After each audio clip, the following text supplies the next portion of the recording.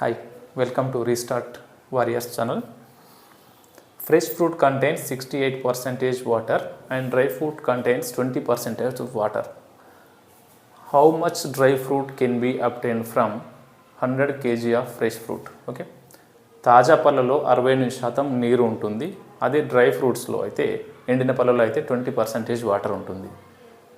How much dry fruit can be obtain from 100 kg of fresh fruit అంటే 100 kgల తాజా పళ్ళ నుంచి ఎన్ని కేజీల మనకు ఈ డ్రై ఫ్రూట్ తీయవచ్చు అనేది క్వశ్చన్. ఆప్షన్స్ ఇవి 60కి 20, 80, 40.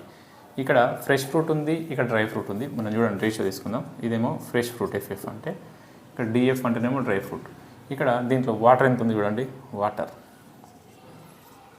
వాటర్ ఫ్రెష్ ఫ్రూట్లో ఎంత ఉంది అంటున్నాడు? 68% ఉంటుంది. ఓకే.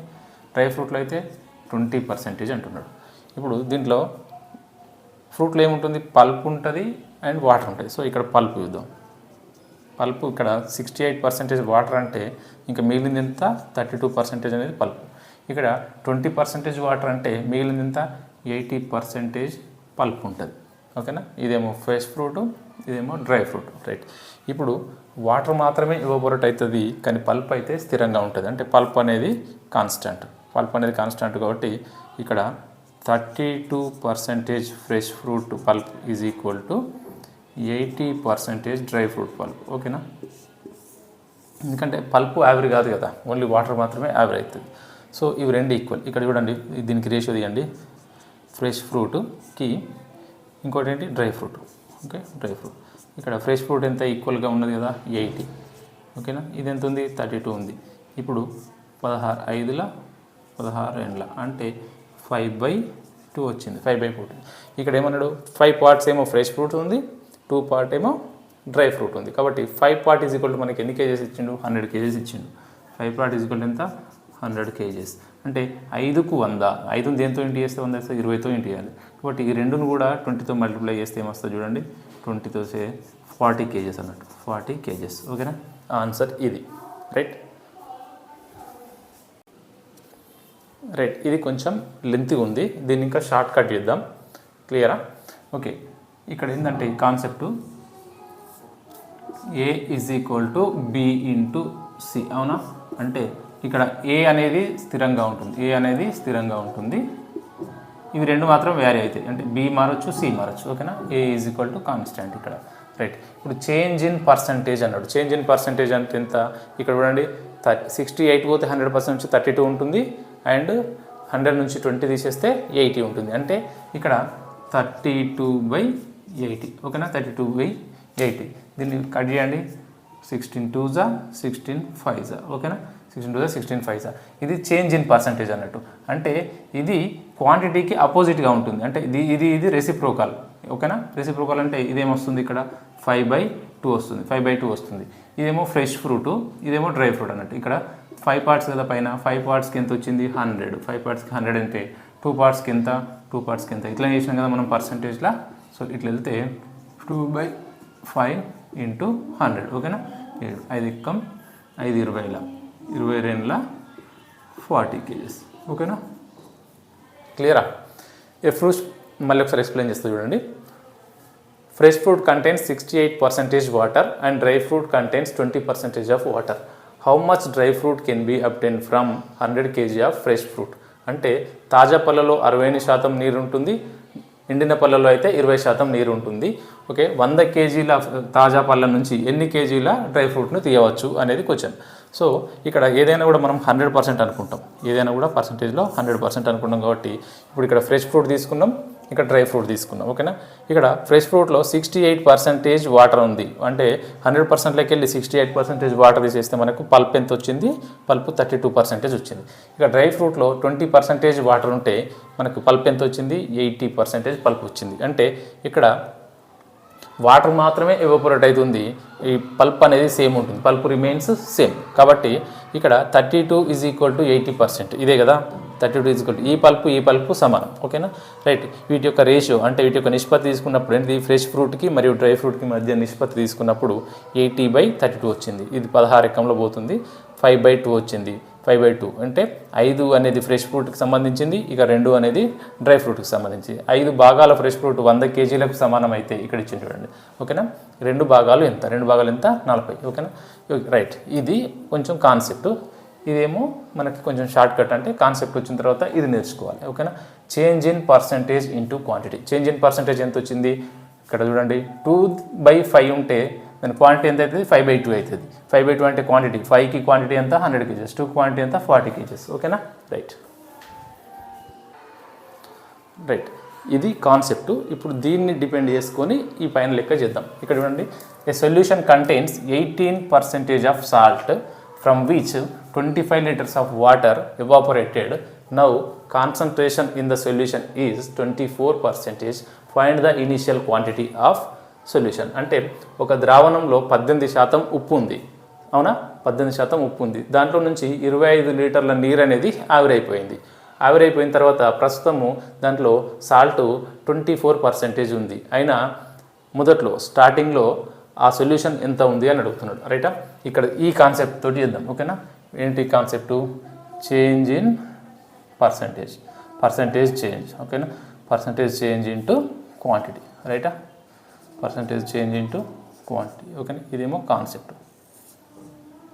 ఇప్పుడు పర్సంటేజ్ చేంజ్ చూడండి, 18 ఉండే ఎంత అయింది 24 అయింది. ఓకేనా, 18 ఉండే 24 అయింది. దాని టేబుల్లో కట్టేది చూడండి, 6 3 6 4 అంటే 3/4%లో మార్పు ఇట్లా వస్తే క్వాంటిటీ దీనికి రేసప్పగాలని చెప్పినాం కదా. అంటే ఇది 4/3 అవుతుంది, 4/3 అవుతుంది, అవునా కదా.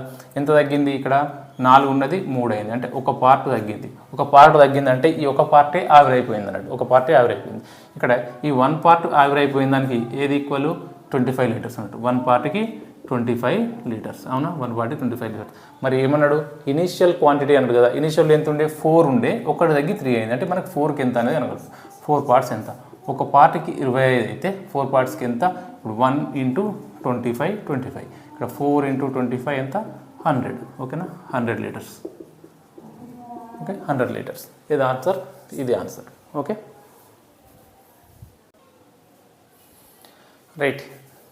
A man's annual income is increased by 1.2 lakhs, but tax on income that he has to pay reduced from 12% to 10%.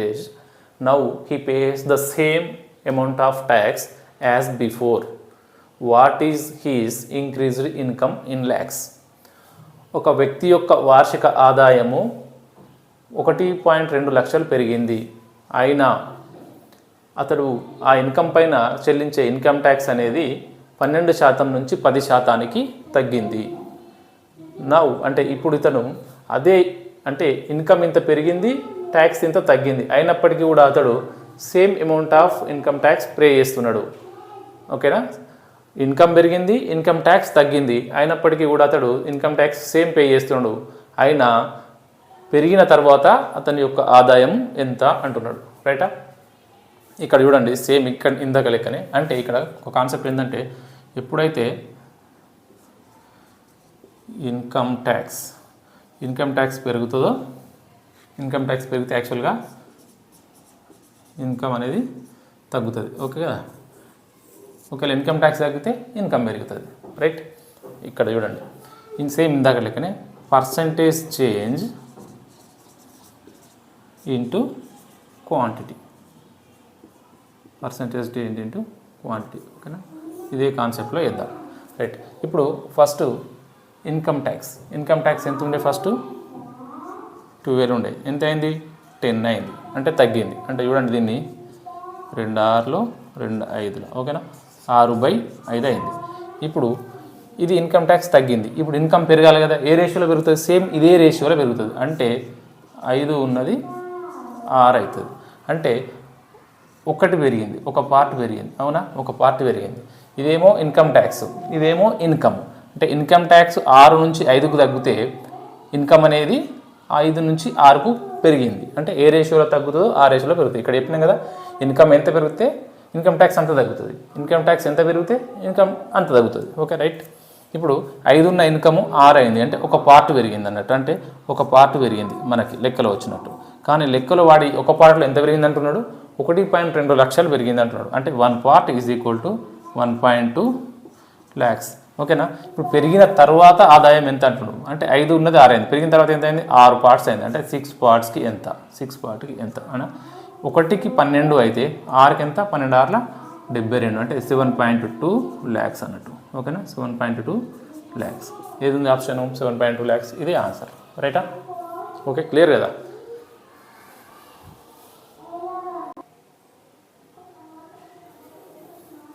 Right, చాలా చాలా ఇంపార్టెంట్ చూడండి. Salary of a person increased by 4800 rupees and rate of the tax decreased from 12% to 10%. The effect is such that now he is paying the same tax as before.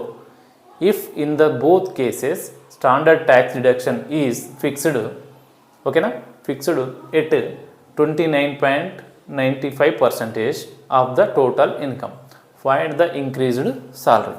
Same ఇందాకట్లెక్కనే ఒక వ్యక్తి యొక్క ఆదాయము 4800 రూపాయలు పెరిగింది. ఓకేనా. 4800 రూపాయలు పెరిగింది. The rate of tax decreased అంటే ఇన్కమ్ ట్యాక్స్ రేట్ అనేది 12% నుంచి 10%కి తగ్గింది. ఇక్కడ ఆదాయం పెరిగింది, ఇక్కడ రేట్ ఆఫ్ ట్యాక్స్ అనేది తగ్గింది. So the effect is such that now he is paying the same tax. అంటే ఎప్పుడైతే సాలరీ పెరిగిందో అండ్ ఇన్కమ్ ట్యాక్స్ అనేది తగ్గిందో, ఇంతకుముందు ఎంతైతే ఇన్కమ్ ట్యాక్స్ పే చేస్తున్నాడో ఇప్పుడు కూడా సేమ్ ఇన్కమ్ ట్యాక్స్ అనేది పే చేస్తున్నాడు.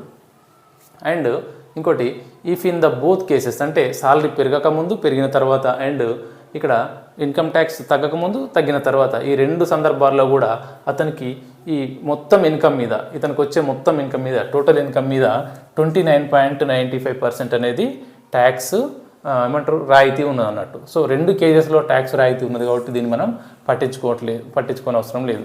ఇప్పుడు ఏమంటున్నాడు, ద టోటల్ ఇన్కమ్లో ఇంత ట్యాక్స్ రాయితీ ఉంది, ఫైండ్ ద ఇంక్రీజ్డ్ సాలరీ పెరిగిన తర్వాత అతని జీతం ఎంత అంటున్నాడు. ఇప్పుడు చూడండి మళ్ళీ సేమ్ పర్సంటేజ్ చేంజ్ ఇంటూ ఇక్కడ ఏం చెప్పినాం మనం టోటల్ ఇన్కమ్ పర్సంటేజ్ చేంజ్ ఎంత, టోటల్ ఇన్కమ్ ఎంత చూద్దాం. ఇప్పుడు ఇక ఏమైంది చూడండి 12% నుంచి 10%కి రేట్ ఆఫ్ ట్యాక్స్ అనేది తగ్గింది. సో దీన్ని ఏదైనా టేబుల్లో కట్ చేస్తే చూడండి 2 6 2 5 రైటా. ఇప్పుడు ఈ ట్యాక్స్ పర్సంటేజ్ అనేది 6 నుంచి 5 తగ్గింది. ఇప్పుడు టోటల్ ఇన్కమ్ ఏం కావాలి, పెరగాలంటే ఇంత దీనికి ఆపోజిట్ ఇది ఎంత తగ్గుతుందో అక్కడ అంతే ఇన్కమ్ పెరుగుతుంది. కాబట్టి 5 ఉన్నది 6 అయింది. అంటే ఇక్కడ ఏమైంది 1 part అనేది పెరిగింది. అంటే 1 part అనేది పెరిగింది. 1 partకి ఇక్కడ మనకి ఎంత పెరిగింది అంటున్నాడు 4800 పెరిగింది అంటున్నాడు. ఇక్కడ 4800 పెరిగింది అంటున్నాడు. 1 partకి 4800 అయితే ఇప్పుడు ఇది పెరగక ముందు సాలరీ, ఇది పెరిగిన తర్వాత సాలరీ. మనకేమంటున్నాడు ఇంక్రీజ్డ్ సాలరీ అంటే ఇదనమాట. అంటే 6 partకి ఎంత, 6 partకి ఎంత అంటే చేయండి చూడండి, చేస్తే 6/1 ఇంటూ 4800. ఓకేనా. ఇప్పుడు చేస్తే ఏమొస్తుంది చూడండి 600 600 6×8 48 పైన 4 మిగిలితే 6 4 24 28. ఓకేనా. పెరిగిన తర్వాత సాలరీ క్లియర్ కదా. ఇక్కడ రెండు సందర్భాల్లో ట్యాక్స్ రాయితీ అనేది సేమ్ ఉన్నది కాబట్టి మనం దీన్ని పట్టించుకోలేదు. ఓకేనా. Salary of A person is increased by 4800, rate of interest is decreased 12 to 10%. Salary ఎంత పర్సెంటేజ్ అయితే పెరుగుతుందో సో ఇన్కమ్ ట్యాక్స్ అంత పర్సెంటేజ్ తగ్గుతుంది అనమాట ఈ కాన్సెప్ట్లో. ఓకేనా. ఇప్పుడు సాలరీ ఎంత పెరిగిన తర్వాత ఇది ఒకవేళ పెరగకముందు ఎంత ఉంది 5 parts ఉంది. 5 parts అంటే 5 × 4800. ఓకేనా. ఇప్పుడు చూడండి 5 zeros 0, 5 zeros 0, 5 8s 40 అంటే 0 4 మిగులుతుంది, 5 4s 20 అంటే 24,000. ఇది before first salary initial salary, ఇది ఏంది ఇనీషియల్ సాలరీ. ఓకేనా. ఇదేమో ఇంక్రీజ్డ్ సాలరీ. ఓకేనా. రైట్ సేమ్ లెక్క కొంచెం ఇక్కడ డిఫరెంట్ ఉంది, అబ్జర్వ్ చేయండి. Income of A person is decreased by 36,000 and rate of income tax increased from 15 to 18%. The ratio of paid tax is 3:2 and 26.5% income tax is free. Find the initial income. ఒక వ్యక్తి యొక్క ఆదాయము 36,000 తగ్గింది, tax rate అనేది 15 to 18% పెరిగింది. అంటే 15% ఉన్న income tax అనేది 18% కావడం వల్ల అతని యొక్క ఇన్కమ్ 36,000 తగ్గింది. The ratio of paid income tax అంటే సాలరీ తగ్గక ముందు తగ్గిన తర్వాత ఈ ఇన్కమ్ ట్యాక్స్ ఇతను పే చేసిన దానికి నిష్పత్తి 3:2. ఇక్కడ 26.5% ఇన్కమ్ ట్యాక్స్ ఇస్ ఫ్రీ. అంటే ఇక్కడ దీనికి ఇన్కమ్ ట్యాక్స్ అనేది మినహాయింపు ఉందన్నట్టు. ఓకేనా. ఫైండ్ ద ఇనీషియల్ ఇన్కమ్ అంటే ఈ సాలరీ తగ్గక ముందు అతని యొక్క ఆదాయం ఎంత అంటున్నాడు. ఇప్పుడు చూడండి, రైట్, 15 to 18% ఇది పెరిగింది కదా. ఇతడు రేషియో ఆఫ్ ఇన్కమ్ ట్యాక్స్ ఎంత 3:2 వేస్తున్నాడు. 3:2. ఇప్పుడు మనకు ఈ ఏ రేషియోలో ఉన్న దీన్ని సేమ్ చేయాలంటే ఇది 3:2 ఉంది కదా. సో అంటే పెరగక ముందు పెరిగిన తర్వాత ఇది ఇచ్చింది కదా, ఇన్కమ్ ట్యాక్స్ ఎంత రేట్లో పే చేస్తున్నావు, దాన్ని సేమ్ చేయాలంటే దీన్ని దేంతో, ఇది 3:2 ఉంది కాబట్టి దీన్ని 2:3 తోటి మల్టిప్లై చేస్తే 2 3 6 2 3 6 6:6 అంటే ఇది సేమ్ వచ్చింది. ఓకేనా, చేసినాం. అంటే దేంతో మల్టిప్లై చేసినా ఇది గుర్తుపెట్టుకోండి, 2:3 తోటి మల్టిప్లై చేసినాం. ఇప్పుడు చూడండి, ఇప్పుడు percentage change into total income.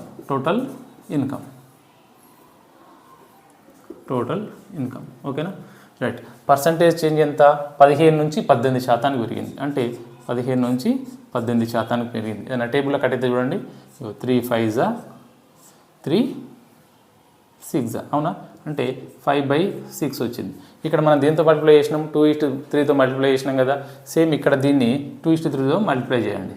2:3 అంటే 2 5 10 6 3 18 అవునా. మళ్ళీ దాని టేబుల్ కట్టేద్దా, 2 5 2 9 అంటే ఇన్కమ్ ట్యాక్స్ అనేది ఫస్ట్ 5 రూపీస్ కడితే ఇప్పుడు 9 రూపీస్ కడుతున్నాడు. సో ఇన్కమ్ ట్యాక్స్ అయితే ఏ రేషియోలో అయితే పెరిగిందో ఇన్కమ్ కూడా అదే రేషియోలో తగ్గుతుంది. అంటే ఫస్ట్ ఉన్న ఇన్కము 9 ఉండే, ఇప్పుడు ఎంత 5 అయింది అని అర్థం. ఓకేనా, 5 అయిందని అర్థం. ఇప్పుడు ఎంత తగ్గింది, ఇక్కడ నుంచి ఇక్కడికి 9 ఉన్నది 5 అయింది, అంటే 4 పార్ట్స్ తగ్గింది. మన ప్రకారం ఎంత, 4 పార్ట్స్ తగ్గింది. కానీ లెక్కలో ఎంత ఇచ్చింది, 4 పార్ట్స్ వాల్యూ 36,000 ఇచ్చింది. అంటే 4 పార్ట్స్ వాల్యూ 36,000 అయితే మనకేమంటున్నాడు, ఇనీషియల్ ఇన్కమ్ అంటే తగ్గక ముందు ఎంత ఉంది, 9 పార్ట్స్ ఉంది. 9 పార్ట్స్కి ఎంత, అవునా, 9 పార్ట్స్కి ఎంత. ఇప్పుడు 4ని దేంతో ఇంటూ చేస్తే 36 వస్తుంది, 4 9 36 అంటే ఇక్కడ కూడా 9తో మల్టిప్లై చేయాలి. 9 9 81, ఈ 3 సున్నాలకి 3 సున్నాలు అంటే సాలరీ తగ్గక ముందు ఇంత అనమాట. ఓకేనా. ఒకవేళ తగ్గిన తర్వాత అన్నాడు అనుకో, ఇదేంది ఇనీషియల్ సాలరీ. ఇప్పుడు ప్రజెంట్ సాలరీ అన్నాడు అనుకో, ఒకవేళ ఎగ్జామ్లో ప్రజెంట్ సాలరీ అంటే ప్రజెంట్ సాలరీ ఎంత, 5 పార్ట్స్ కదా, 5 పార్ట్స్ ఇంటూ ఇక్కడ ఎంత 9తో మల్టిప్లై, ఇక్కడ కూడా 9 అంటే 5 9 45, ఇక్కడ 3 zeros కి 3 zeros. ఓకేనా, అంటే సాలరీ తగ్గిన తర్వాత 45, తగ్గక ముందు 81 అంటే ఎంత తగ్గింది 36. అంటే చూడండి 36 + 45 ఎంత 81 వచ్చింది. సరిపోయింది కదా, రైట్. ఇది మళ్ళీ ఒకసారి వినండి. ఇక్కడ the ratio of paid tax 3:2 అన్నాడు కదా. అంటే సాలరీ తగ్గక ముందు 3 రూపాయలు కడితే తగ్గిన తర్వాత 2 రూపాయలు కడుతున్నాను అనుకోండి ఎగ్జాంపుల్. అంటే ఇక్కడ ట్యాక్స్ రేట్ అనేది ఇక్కడ తగ్గింది కాబట్టి ఇది కూడా మార్పు ఉంది కాబట్టి ఏం చేయాలంటే దీన్ని ఈక్వల్ చేసుకుంటేనే మనకి ఈజీ అవుతుంది. ఈక్వల్ చేసుకోవాలి ఎప్పుడు కానీ. ఈక్వల్ చేసుకోవడానికి మనం ఏం చేసినాం, 2:3తో మల్టిప్లై చేసినాం కాబట్టి సో ఈ కండిషన్ ఇక్కడ సాటిస్ఫై చేయడానికి మనం ఇక్కడ కూడా 2:3 తోటి ఇంటూ చేసినాం. ఓకేనా, క్లియర్ కదా. ఎప్పుడు కానీ change in percentage into total income. ఓకేనా, ఇది కాన్సెప్ట్, ఇది ఖచ్చితంగా గుర్తుపెట్టుకోండి, రైటా. ఇప్పుడు ఇదేమో ఇనిషియల్ సాలరీ అన్నప్పుడేమో ఇనిషియల్గా ఎంత ఉండే 9 వచ్చింది కాబట్టి 9తో ఇంటూ చేసినాం.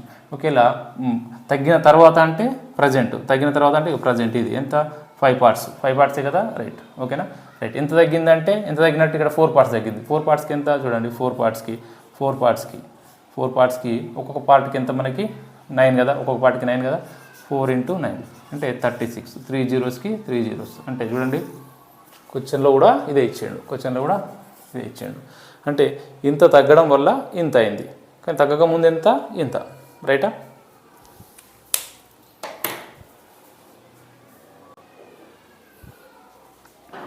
రైట్, క్లియర్ అయినండి. ఈ కాన్సెప్ట్లో చివరి లెక్క. Of the adult population of village 21% of men, 14% of women are married.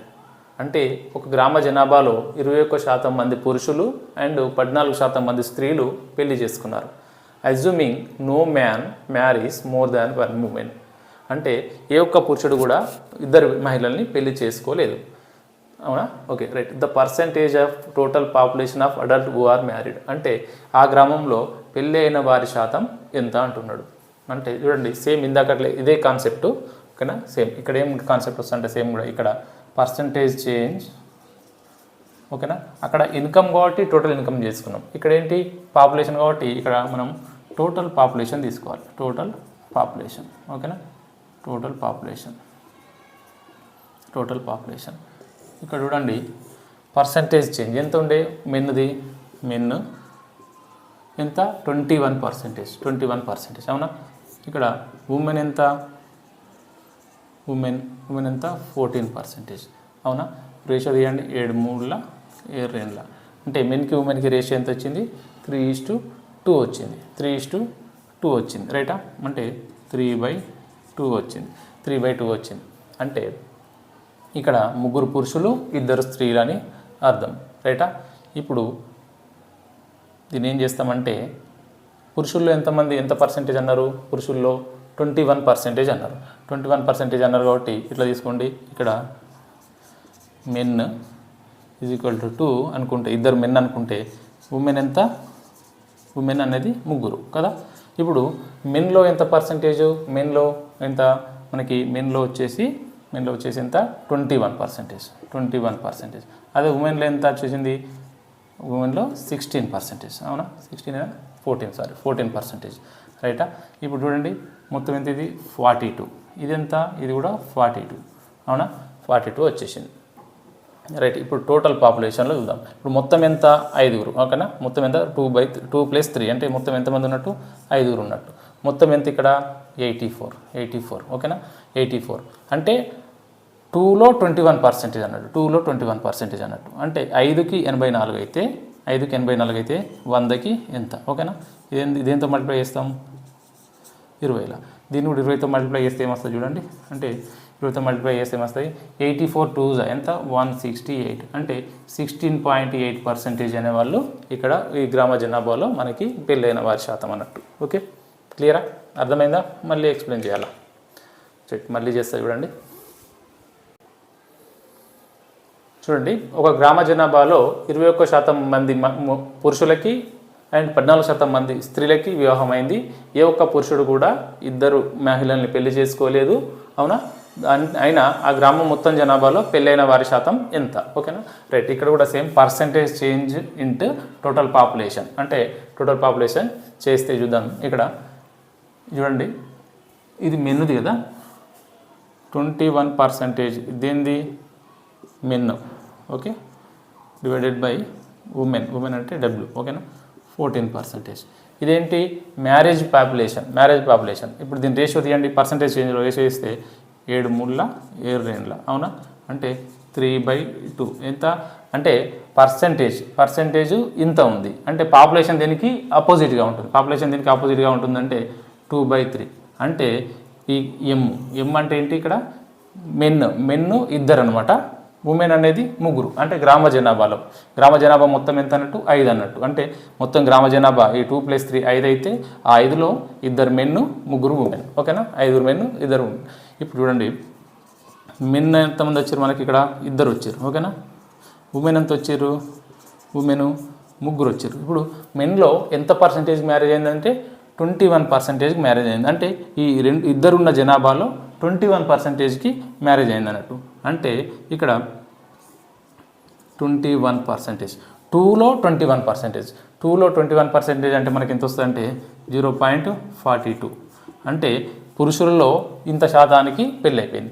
ఇక్కడ కూడా మళ్ళీ ఉమెన్లో మొత్తం జనాభా ఎంత, 3లో ఎంత శాతానికి అయింది పెళ్ళి, 14%కి మ్యారేజ్ అయింది. అంటే 3లో 14% అంటే ఇది కూడా సేమ్ 42% పర్సెంటేజ్ వస్తుంది, 0.42% వస్తుంది. అంటే చూడండి ఎవరికి ఇక్కడ సేమ్ మెన్లో మ్యారేజ్ పాపులేషన్ పర్సెంటేజ్ కానీ ఉమెన్లో మ్యారేజ్ పర్సెంటేజ్ పాపులేషన్ కానీ సేమ్ వచ్చింది. అంటే ఇక్కడ ఈ కండిషన్ ఏంటి, no man marriage more than 1 woman condition satisfy అయింది. ఇప్పుడు మొత్తం జనాభా ఎంత అంటే చూడండి మొత్తం జనాభా ఇక్కడ మెన్ 2 ఉమెన్ 3 మొత్తం ఎంతమంది వచ్చారు ఇక్కడ మొత్తం ఎంత 5 వచ్చారు. ఓకేనా, ఇది గ్రామ జనాభా మొత్తం 5.